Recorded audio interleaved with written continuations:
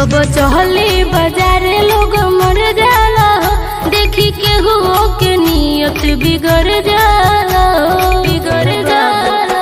जब चहली बाजारे लोग मर जाला, देखी के हुओ के नियत बिगड़ जाला। चली चलती न केहू के मनावा के न मनावा के। सुना तो पावर देखले न बारू चौहानवा के, दरबाना का तोहरा हो जानावा के। पावर देखले न बारू चौहानवा के, दरबाना का तोहरा हो जानावा के, हो जानावा के, हो जानावा के। डीजे अमित तिवारी अपहर।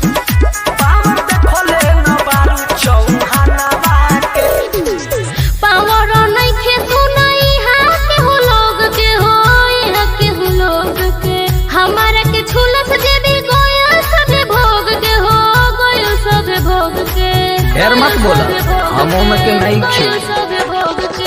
हमारा गाँव में के समझन रानी, के तलक पानी छोड़ा दिहनी, के तलक पानी छोड़ा दिहनी। डर नहीं खेका तोहरा परनावा के, परनावा के।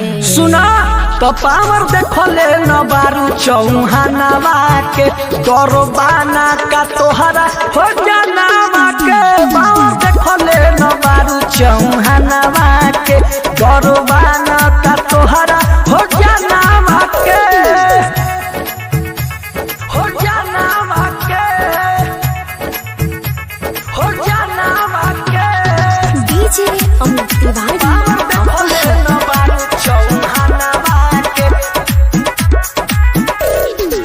केतना बेअदर गोइल हमारा के जात के हो, हमारा के जात के।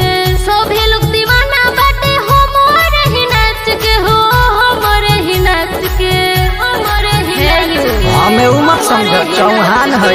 चंदन भोली तोरा के अपमरिया, पी जाई रस पूरा खानी रसरिया, रसरिया, रसरिया। नजर रहलो न हमारा खजनवा पे, खजनवा पे। सुना तो पावर देखले न बारू चौहानवा के, दरबाना का तोहरा हो जा